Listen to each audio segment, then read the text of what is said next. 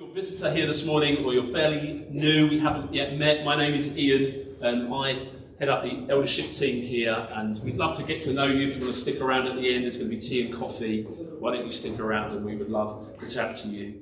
Okay, this morning is slightly different. We are giving testimonies this morning about what God has been doing. So even if you haven't sent in advance to me a testimony, which, by the way, is all of you, bar one, then why don't you just stir up the courage. We believe God is alive, don't we? Do you believe that? Yes. And I don't believe that he hasn't been working in all of our lives over the last few months. And I believe there's testimony to be told. And testimony does us good. It builds up our faith. I was reminded in Joshua 4, the Israelites had crossed the River Jordan. God parted the waters so they could pass through the middle. And then they were commanded to build up a pile of stones, 12 stones on the other side. And it says in Joshua 4 that this may be a sign among you. So when your children ask in time to come, what do these stones mean to you? Then you shall tell them that the waters of the Jordan were cut off before the ark of the covenant of the Lord. And when it passed over the Jordan, the waters of the Jordan were cut off. So these stones shall be to the people of Israel a memorial forever. It builds faith, and it was to remind the people of what God had done. And God is moving and he's active in our lives. So I believe that this will do us good this morning. There was the example of the woman at the well, when Jesus basically told her whole life. She ran off to tell the whole village. It builds faith. It brings people to Jesus. So I believe that you've got something to share this morning. But we're going to start with Faye. Faye, why don't you, let's give Faye a warm welcome, shall we? Yeah, there was a time where I'd never be able to do this. At school, I was just a crumbling wreck in front of people. So I just asked Carol to pray for me, so I'm feeling a bit anxious, mouth dry, shaking. But anyway, like you say, we've got this. People need to hear this stuff. So I've just got to say how totally in awe I am of what God has done in the last 6 weeks, about to do and is doing right now in our lives. During July, my 12-year-old son Teddy injured his Achilles tendon. We're not sure how, but it caused him a lot of pain and discomfort. We went to the doctors, who told him to rest up, something he does not do, avoid sport, which is again another thing he would not ever do, and use cold packs. If anyone knows either of my boys, they do not rest. Whilst at school during the last 4 weeks, he took part in sport only to be left in pain, swollen and limping to the car at the end of the day. On the 31st of August, Teddy was all ready and packed to go to New Day for the week. I tried waking him up, which is not easy. As he was on melatonin and has been since the age of 7, he said to me, "Mummy, I don't think I can leave the house." I was a bit upset about this, knowing what was in store for him and many others. He got a bit agitated with me and pulled the quilt back over him. I asked all of my friends on WhatsApp groups and posted on my Facebook to pray for him, as I was so desperate for him to go. 5 minutes later, with a cuppa and toast waiting for him, he came downstairs. I looked at all the luggage, feeling a bit defeated, and then remembered how big our God is. So I said, "Teddy, how do you feel about New Day now?" He answered, "I'm so excited, I can't wait." I actually cried there and then and thanked Jesus. During his time at New Day, this immensely anxious boy not only overcome a festival experience of 9,000 people, but also had his Achilles tendon prayed for. Elijah asked him if he would pray for it. Elijah Lettington, Matt Clark and others in the healing tent. 5 minutes later, he was running around the field with Matt. When he got home, he was so wired and said, "Oh wow, Mummy, it was so amazing. I can't wait to go back next year." This is a boy who could not even handle a school disco or his own parties. When I asked him how he felt whilst he was being prayed for, he described a tingling in his ankle and foot. The last 6 weeks has been so busy, including paddleboarding, swimming, parks, beach, bike rides, running, walking. His Achilles tendon hasn't hurt him once. And to add, he weaned himself off the melatonin during New Day. This was a medicine which helped him to sleep during immense school anxiety since year 3. So he's been on that tablet for 6 years, so he's not on it anymore. One more thing I need to share. It's quite funny. I don't often check the oil in my car. So Monday evening, Monday just gone, we've been to one of our favourite beaches, paddleboarding all day. We literally go for the day, so we were literally on the M2 at 11 o'clock at night. And while I'm driving along, the car is juddering, that kind of judder when you're not in the right gear. And I thought, I don't know what's going on here. So I rang my husband. He was an hour away, and he informed me we didn't have any breakdown cover. At this point, I was beginning to feel a bit worried creeping in. So pulling over to the hard shoulder at 11 o'clock at night, I prayed over the car whilst my boys and my mum were in the car. When my husband checked the car the next day, he found that it had very little oil in it. God got us home so safely and rained such peace on our journey home. I just wanted to say thank you, Jesus, and that we have been constantly reminded that through God, all things are possible. Well, isn't that amazing? Well done, Faye. And Faye, you did such a great job as a mum to your boys and your daughter, just praying for them like that. It's just a great example, actually, to us all, isn't it, to be praying for our children. And in difficult situations, when the car's breaking down, bring it all to God, but also put oil in the car, because that makes it work. But just really be praying. Come to Him for it. So, we're just blown away, really. Like you said in your prayer this morning, it's been 5 years now since you came to God, and I just think He just smiles upon you. So, okay. Anybody else got something they would like to share this morning that God has been? Ian? Yeah, I'll come to you. You stay there. No, you stay there. You stay there. I'm kind of getting a bit older now. I've just realised that. True, is it? And lose things, don't you know? Anyway, what I do then is I pray to God, because I've been looking and I can't find it. It could be keys, just anything like that. And I've said, look, God, you know where they are anyway. You know where they are. If they're gettable, will you direct me to where they are? And time and time again, that has happened. And He's directing me exactly to where they are, whether they're under the chair or whatever it is. I've looked and said, no, it's not. But no, He's actually directed me there.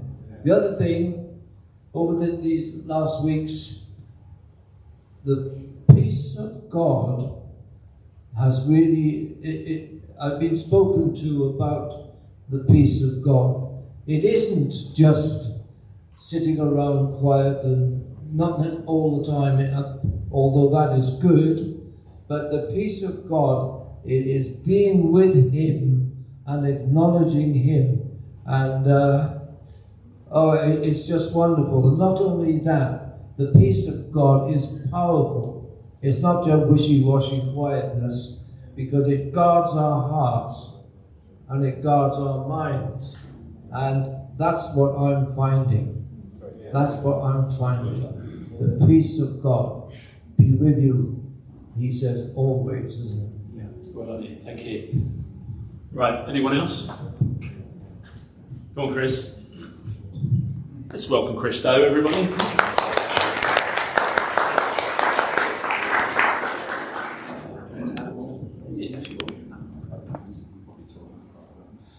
Good morning. I've got a similar story to Ian about losing things. I have a bad habit of losing lots of things. I think we even lost one of our children about 10 years ago, but thankfully we found them. Recently, or was it? This is 10 years ago. Okay.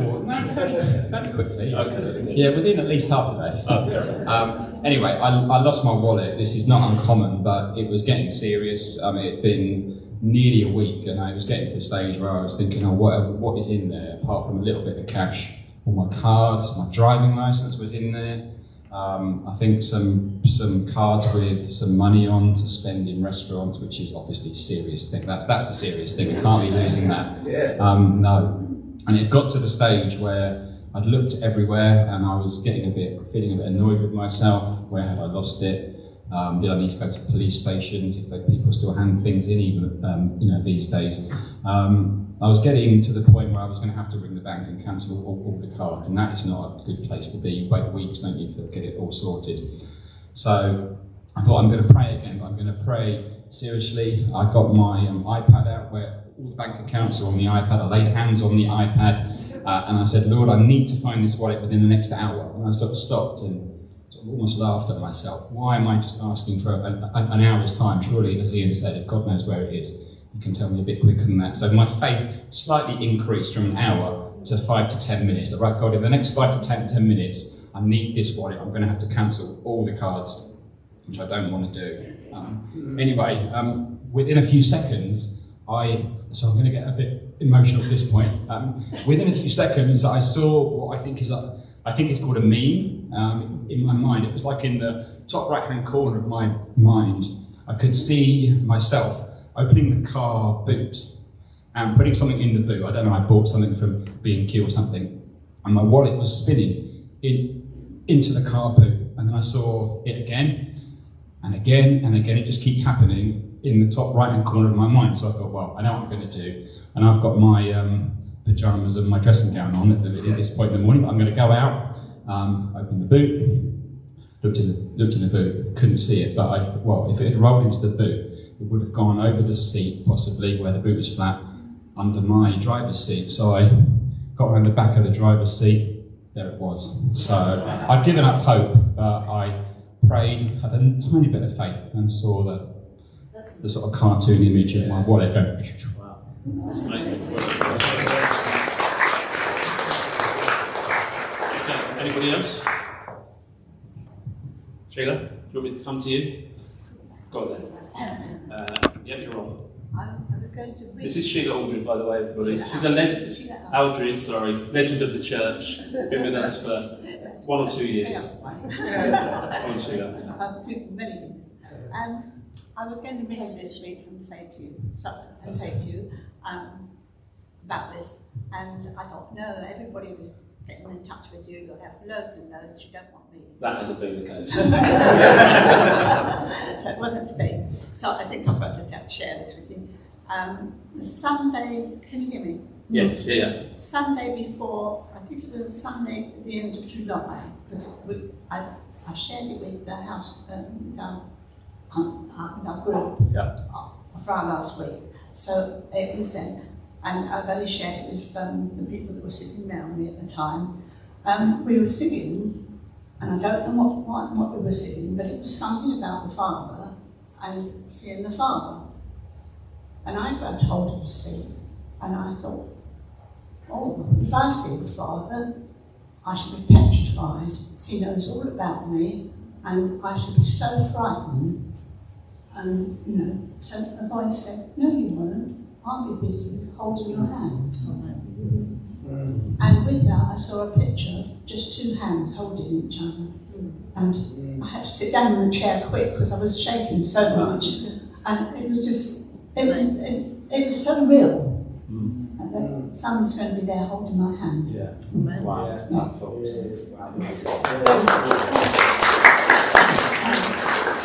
And going back to losing things, on Sunday afternoon, Rachel came round and we were going out, and then Jane Harper came round, and I said, oh, I've got to go out. Got ready, couldn't find the car keys. We've got some old ones that I've had my fingers through and things, but no car keys. And we were going out, we were booked to go out, and we searched. And that was Tuesday. So I said to Clint, well, we'll just have to pray about it. We'll go with these old keys. And Wednesday, we spent the time looking for the car keys. No car keys. Not to be found anywhere. And I knew that I hadn't used the car since Sunday when I came home from church, and I put them down. So Cliff said, "Oh, you've left them at church." I said, "I couldn't have left them at church. I came home, not with a car. The car was It didn't get there by itself. God does do that as well. There's that, and so I said, well, I've just got to keep praying about this. God will find them, and they will be to them.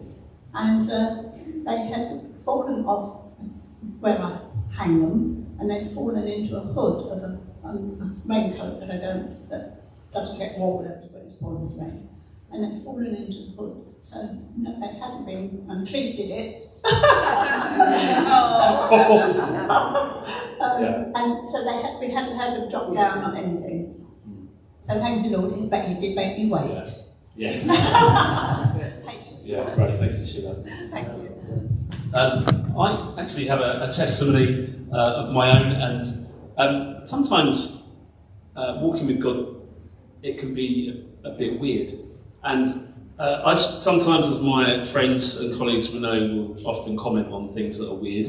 And I'm often in conflict because there are lots of weird things in the Bible. So I'm coming to terms with weirdness. So this summer I've been to New Day, had a great week there, served on the maintenance team, was great. Horrible day packing up, chucking it down with rain. And I finally got home, we'd unloaded all the stuff here. And I got home and was unloading my tent, which is quite large and heavy, and I lifted it in with one hand, which was a bit stupid as well because it's nearly 30 kilos. And I lifted it in and felt this pain in my chest, and I thought, it was an age thing, but actually I pulled a muscle and the pain started to go down my left-hand side. Went on holiday the next day, it was kind of a bit painful, and then I went mountain biking with my son in the mountains, and that just made it really bad. That was not a smart move, and I was in terrible pain actually for about 3 days. I couldn't, it was struggling to breathe. I was constantly sort of trying to catch my breath. I couldn't sleep on that side, and if I would cough or sneeze, it was really, really painful. And I think it was my intercostal muscles, and I was looking it up, and it was going to be 3 or 4 weeks. I was taking painkillers, and that was sort of helping, but not a lot. And where we were on holiday, there was this abandoned chapel just at the top of the hill, and every morning I was walking up to that with a cup of tea, my Bible, and I was going to worship and read, and I had some amazing times just in God's presence there. When you go on holiday, by the way, you should never go on holiday from God. Always be seeking Him. And I was having some fantastic times meeting with Him. And now this is the weird bit. I felt God speak to me and say, you need to breathe in deeply and breathe out 10 times, and by the end of the day, you'll be healed. I thought, well, that's a bit weird, isn't it? But I'm going to give it a go. So I did. I breathed in. As I was breathing in, I was really sensing the Holy Spirit on me, and did that, and had a good time praying, reading my Bible up there. And then I woke up the next day, and I was completely healed. And even so much so, my friends and my wife were like slightly confused because it was really affecting me and the rest of my holiday. I was thinking, this is not going to be good. They were like, were you just putting that on or something? And I was in genuine pain. And I listened to God, and by this small step of obedience, I was healed. And it kind of reminded me of some, this happens throughout Scripture. I don't know if you know the story of Naaman. Anyone know Naaman? My kids know Naaman because I like to read the story, and every time I say Naaman, they go, Naaman. It's quite funny. It involves the kids, they like that. Naaman is in 2 Kings 5, and Naaman was a very important man, a commander of the army, but he had leprosy. And this small servant girl tells him to go and see the man of God in Samaria, which is the prophet Elisha.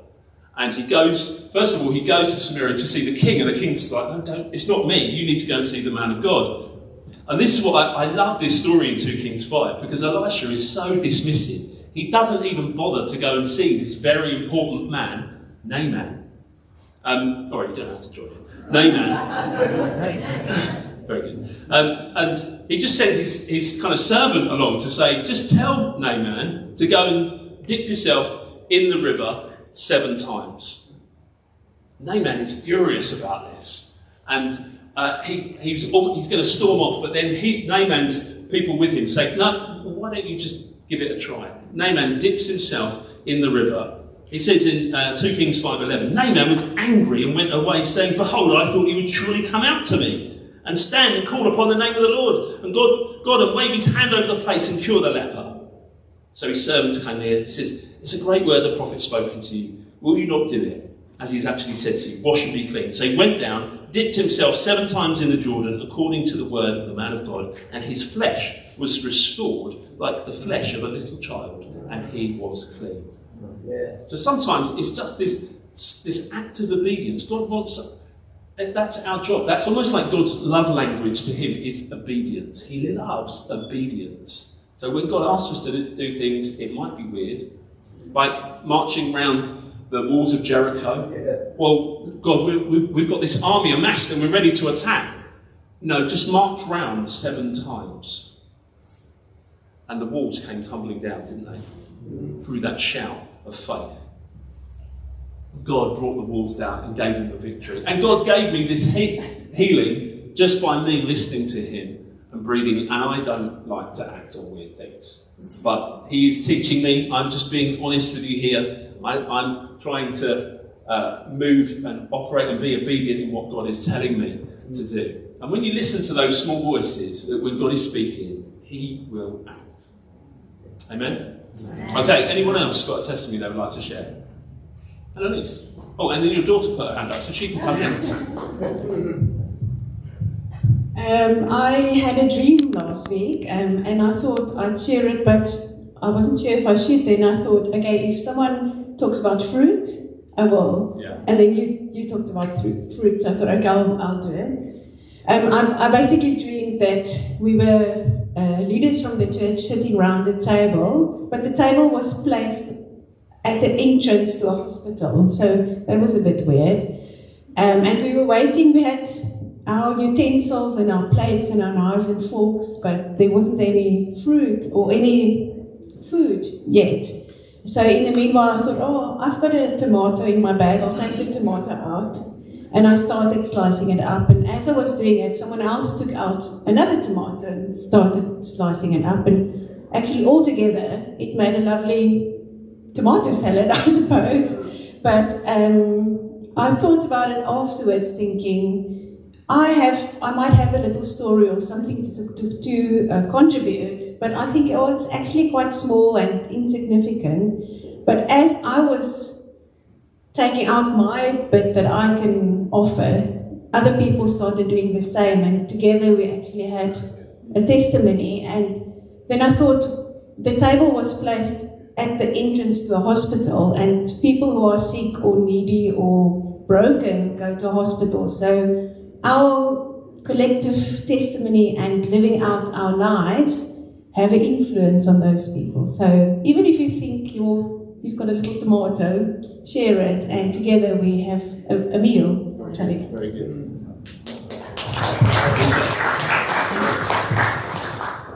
This is Lisa Holgolson. Why don't you tell us a little bit about yourself, where you've been, what you're doing? My name is Lisa. What was the question? Where have you been? What have you been doing? I go to University of Plymouth, so I've been there this year. And yeah, I guess that's kind of where my story is coming from. I have been struggling with migraines all my life. It's been a tough journey. It's been very debilitating. On average, I'd get like 2 migraines a week. So I would be in bed a lot. And over the years, I've had a lot of people pray for me, and nothing would really happen. So people would start being like, oh, can I pray for you? And I'd be like, well, you can try, but nothing's going to happen. And so I was losing faith in that part of my life. And so one Sunday, I went to church in Plymouth. It was almost like a healing Sunday. So I was like, okay, I'm going to change my mindset. I'm getting in the way of God working. So I said to my friends, please just pray. Lay your hands on my head. I have faith that today I'll be healed. So they all laid their hands on my head. and just prayed. And I felt a little bit of a tingling in my head. I was like, ooh, I really was in the way. And so the migraine of that day went. And I was like, guys, this is so cool. God really, really can heal. And they were like, well, is the pressure in your head gone? And I was like, no. They were like, okay, well, let's keep praying then. Like, this is not, you're not fully healed. So we got some of our church leaders to also pray over me. And yeah, basically, they prayed and I felt the tingling all down my spine, into my feet. I was like, this is so weird, but this is so cool. And the pressure was gone. And for the first time in like, I don't even know how long, I had no pressure or pain in my head. And that was about 4 months ago, and I've had like 1 or 2 migraines, but not bad at all. I've been able to just continue living my life like I would any other day. And so I guess it's just an encouragement to, sometimes we really do get in the way of God doing what he needs to do. And so yes, acting on and just being obedient is sometimes it feels like a small step, but is a big step in God's story. Very good. Just tell us a bit about where you've been in Chile, is that right, in the last 3 months, is it? Yes. Tell us a bit about that. Yeah, I've been in Chile. I just got back about a week ago. It was so fun, so cool. I was just in awe of God's creation. Everywhere I went, I was like crying, and my friends who I went with, who are non-Christians, were like, why does she keep crying? And I was like, oh, because God's creation is just so beautiful. So I was just a wreck the whole trip. But yeah, I got stuck in a church over there, like an international church. And it was just like I found a family over there. And I keep saying to people that it's just amazing how basically anywhere we go in the world, we have a family just because of our love and God's love for us. When else would you randomly go to a stranger's house for lunch and dinner? So that was incredible. Yeah. Right, thank you. Okay, we've got time for maybe 1 or 2 more. Anybody else? Gary? Can I stand over there? I don't want to stand on the stage. Yeah. I don't know, I feel weird about standing on stage. If you remember back to the weekend away that we had earlier this year, which was April. Yes. Thank you. I wasn't very well and hadn't been well for a couple of weeks prior to that. I kept being sick and was very tired, wasn't sleeping very well. I'm diabetic. And it's funny that you talked about obedience, that I'd been putting off having bariatric surgery for a number of years. There was always a good reason. There was COVID. My mum wasn't very well. So there was always what I thought was a valid reason, but eventually at the weekend away, God said to me, you've got to do this. And actually I started reading Jonah prior to when we started looking at it as a church, as a kind of like a reminder of what to do to be obedient. And I had the bariatric surgery. I went in on a Tuesday, I was home by Thursday, which was about the quickest the surgeon had ever told me that someone had got in and out. Since then, I've lost about 2 stone in weight and has really helped my health. I haven't had any of the same problems. I'm not there yet, it's a long way to go, but it really feels that God taught me about obedience, and with the prayer and support of my Connect group and the church, it's just been an amazing journey.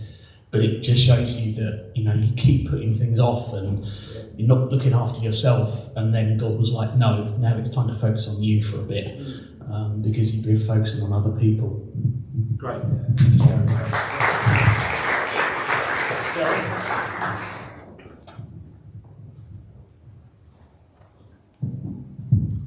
This is our friend Sarah. Hi. So I've actually got 2. Yeah, that's right. 2 things. One is what would seem quite trivial, and the other is a bit bigger. Yeah. So the first one is from last summer. I've got 2 children. They're currently ages 8 and 9. So last summer they were 7 and 8, and we were fortunate enough to go to Disneyland Paris, and it was the hottest weekend in France. and we decided to fly. So we got there, we were going to do hand luggage. I'm really unorganised, so I said, let's get the suntan lotion at the airport. Completely forgot. Got to Disneyland, and we thought, well, maybe they'll sell it there. So we got there, and they had sold out completely. Couldn't find it in any of the shops. We had a whole weekend, hottest weekend of the year, 2 young children, and no suntan lotion. So they said, well, you have to take a train, go into Paris and get some, which is going to take a whole day. So I thought, well, we can't do that. Let's pray about it. So took a moment, and we prayed about it.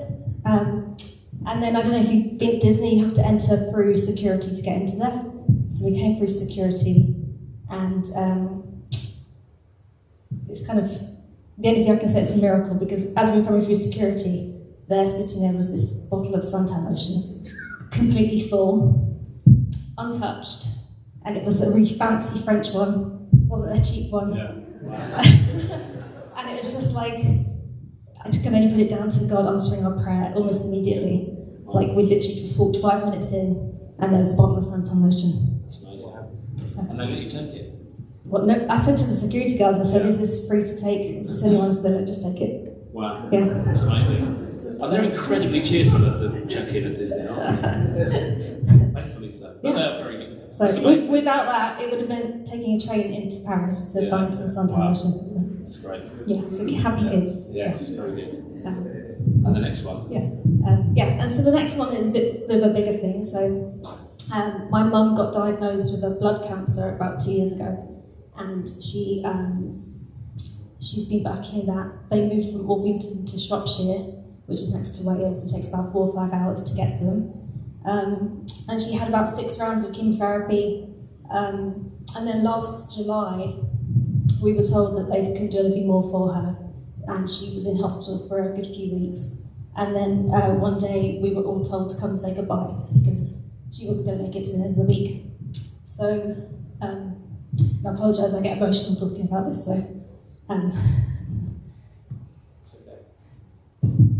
So I have 2 sisters who are both in England, and I have a brother who lives in Canada. But my sisters and I, we got up. My 2 sisters drove up that evening. I decided to get up really early the following morning and drive up.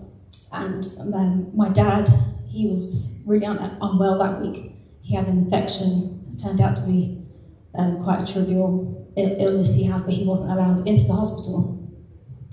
So he wasn't going to be able to say goodbye to my mum, which was really hard. So we were going into the hospitals, and because this was last July, when we arrived at the hospital, we were having to put on all of the PPE, aprons, masks, and so this turned out, this is the way we were going to be saying goodbye to my mum. And my mum's not elderly. She is in her early 70s, but she's young for her age. Like, she's full of life. So to get this diagnosis just came out of the blue. And she had a really rapid deterioration. So then we were there, we were saying goodbye. And so this was Monday. And we stayed up there with her for the week. By the Friday, we were all praying for her. A lot of people praying for her. By the Friday, the hospital said to us, your mum's still with us, and there's COVID in the hospital. We actually think you can take her home. So, we want you to take her home. So it had gone from, your mum's not going to be here by the weekend, and you've got to come and say goodbye, to now we need you to take her home. Wow. So this was a complete answer to prayer, because one of the things we've been praying is, please give us more time. We want her to be with my father one more time, that they can have time together. So on the Friday, I went in to see her. She had her breakfast, and I was able to put her into the car and drive her home. She lives an hour from the hospital, and in Shropshire it's beautiful. There's lots of countryside, lots of hills, and we just drove through beautiful sunshine and took her home to my dad, and they were able to be together. And yesterday she celebrated her birthday. Wow. And this coming week they're going to be celebrating their 50th wedding anniversary.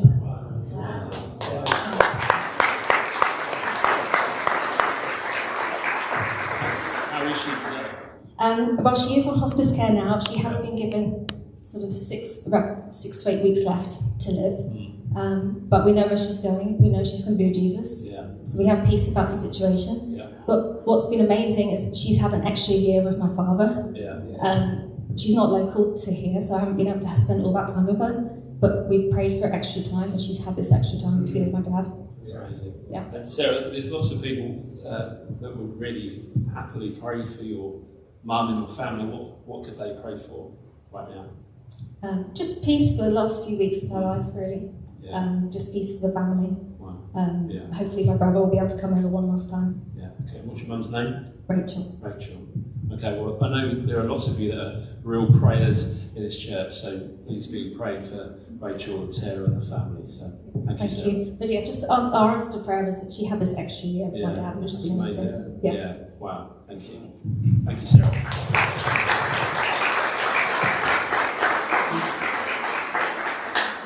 Isn't that amazing? God is just so gracious. And I think there's also a little strand there of God speaking to us about obedience. We're called to be obedient. Sometimes God speaks, sometimes it might sound a bit strange or odd, but we are just called to do what He asks us to do. And the more you listen, the more He will speak to you. So can I encourage you to do that?